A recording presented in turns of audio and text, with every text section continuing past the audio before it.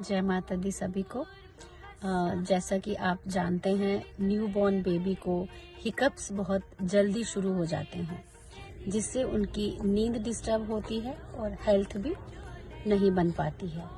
तो इसके लिए एक स्विच वर्ड है, बहुत पावरफुल स्विच वर्ड है। आप बच्चे को गोद में उठाकर उसकी बैक पे ड्रॉ भी कर सकते हैं और कम से कम 5 मिनट तक खुद भी चैंट कीजिए, हिकअप्स बहुत जल्दी बंद हो जाएंगे। तो ये स्विच वर्ड है 828। तो आपको इसको चैंट करना है 828 828 828 828। आप खुद देखेंगे उसके हिकअप्स बंद हो गए हैं। धन्यवाद।